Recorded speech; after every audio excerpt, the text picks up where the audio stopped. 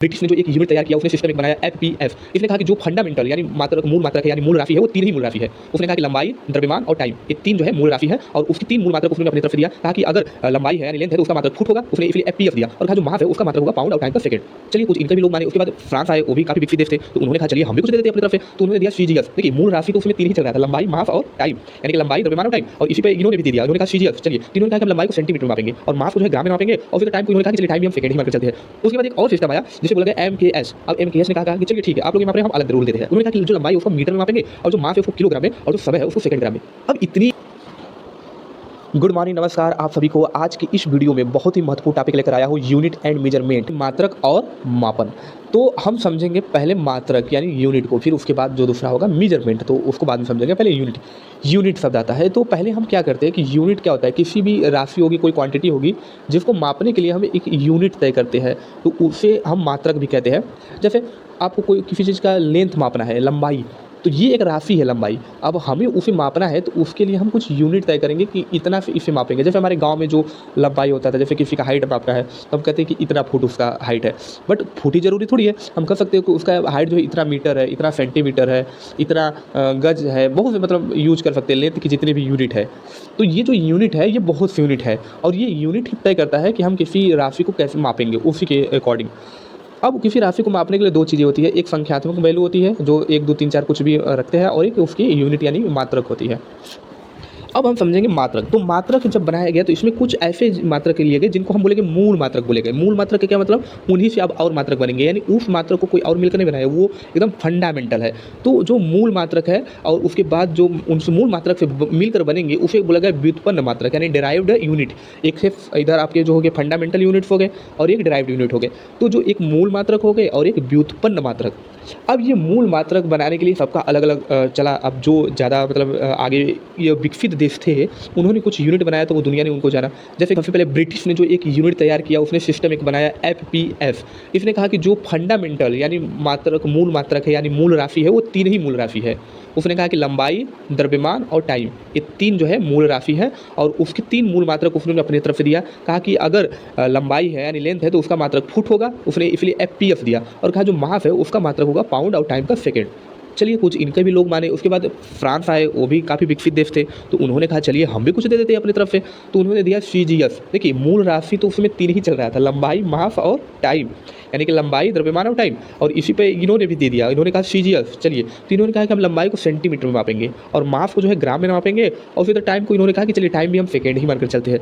उसके बाद एक और सिस्टम आया जिसे बोला गया एमकेएस। अब एमकेएस ने कहा कि चलिए ठीक है आप लोग ये माप रहे हैं, हम अलग रूल देते हैं। उन्होंने कहा कि जो लंबाई है उसको मीटर में मापेंगे और जो मास है उसको किलोग्राम में और जो समय है उसको सेकंड ग्राम में। अब इतनी सब ने बना दिया। अब बात हुआ कि अगर अब एजुकेशन में जब हम पढ़ा रहे लोगों को तो किसकी बात को माने, इनके तीनों ने अलग अलग दे दिया। इससे परेशान थे सब, क्योंकि सिलेबस तैयार करना होता है, पढ़ना होता है, तो एक यूनिवर्सल होता है ना जो सबके लिए लागू हो। अब ये अलग अलग आ गया, इन्होंने कहेंगे, ये कहेंगे कि हमारा पढ़ाओ, ये कहेंगे हमारा, तो ऐसे में तो प्रॉब्लम क्रिएट हो सकता है। तो उसके लिए एक सिस्टम बैठाया गया जिसे हम बोलेंगे इंटरनेशनल सिस्टम ऑफ इंटरनेशनल, जिसे बोलते हैं अंतर्राष्ट्रीय प्रणाली। अब अंतर्राष्ट्रीय प्रणाली में कुछ जो बड़े बड़े भौतिक विज्ञान के जो तेज वैज्ञानिक थे वो बैठे और अपना एक कमेटी बैठाया और उन्होंने कहा कि चलिए तय करते हैं कि कौन कौन से मूल मात्रक होंगे और उनकी यूनिट क्या होंगे। तो उन्होंने इस पर डिस्कस किया और तय किया कि जितने मूल राशि जो होंगे वो 7 होंगे। तो उन्होंने मूल राशियों की संख्या 7 बताया और उन मूल राशियों का यूनिट भी तैयार किया। उन्होंने जो 3 मूल राशि पहले थे उन्होंने वो एमकेएफ वाला यूनिट स्वीकार कर लिया, लेकिन और जो 4 राशि उन्होंने बनाया उसके हिसाब से एक यूनिट तैयार किया।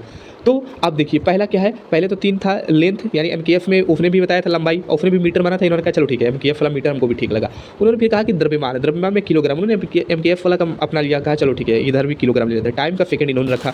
उसके बाद 4 जो राशि है उन्होंने एक्स्ट्रा बनाया, क्योंकि पहले 3 ही चल रहा था। तो 4 में उन्होंने कहा कि जब फिजिक्स का ज़्यादा विकास हुआ तो उसमें इलेक्ट्रिक करंट जो है बहुत इंपॉर्टेंट फैक्टर बनकर आया। तो उन्होंने कहा ये भी एक मूल राशि होना चाहिए। तो उन्होंने इलेक्ट्रिक करंट को मूल राशि में रखा और उसका मात्रक एम्पियर, ये जो यूनिट है उसे एम्पियर रखा। उसके बाद उन्होंने देखा टेम्परेचर। बिना टेम्परेचर का आप फिजिक्स में पढ़ रहे हैं तो भी बहुत से चैप्टर आएंगे सेकंड पार्ट में, उसमें टेम्परेचर का इंपॉर्टेंट है। आप केमिस्ट्री में जाइए तो बहुत ज़्यादा टेम्परेचर का इंपॉर्टेंट है। तो उन्होंने कहा टेम्परेचर भी एक बहुत यूनिक फैक्टर है, बढ़िया फैक्टर है, तो इसको भी लो मूल मात्रक में।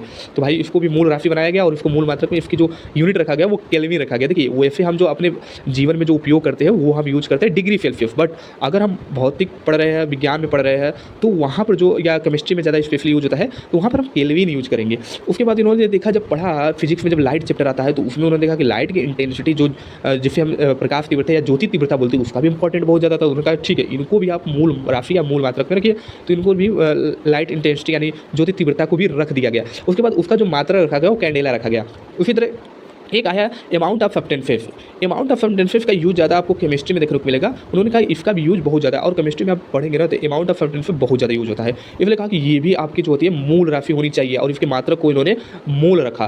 तो इस तरह से इन्होंने इतनी क्वांटिटी को बनाया जिसमें 7 जो क्वांटिटी यानी मूल राशि बनाया, और कहा कि ये जो है एकदम फंडामेंटल है, ये तो फिक्स है। अब इनसे जो बनेंगे ना उनको हम बोलेंगे व्युत्पन्न मात्रक या व्युत्पन्न राशि। तो ये आप चलिए देखते हैं व्युत्पन्न। अब जैसे यहाँ पर आप देखो एरिया यानी क्षेत्रफल। क्षेत्रफल क्या हुआ, लेंथ का ही लेंथ मिलकर ये एरिया बना लेता है। उसी तरह वैल्यूम 3 बार लेंथ मिलेगा तो वैल्यूम बन जाएगा। डेंसिटी क्या होता है, डेंसिटी का जो आप इसका जो फार्मूला होता है, जैसे किलोग्राम पर वैल्यूम पे, तो ये हो जाएगा इसका केजी पर मीटर क्यूब। तो ये जो फंडामेंटल जो 7 थे ना, यानी कि 7 जो मूल मात्रा के, वही मिलकर ये व्युत्पन्न यानी डेराइव यूनिट जो है बनाएंगे। तो मुझे लगता है कि ये वीडियो में आपको जो यूनिट है वो काफ़ी हद तक समझ में आया होगा।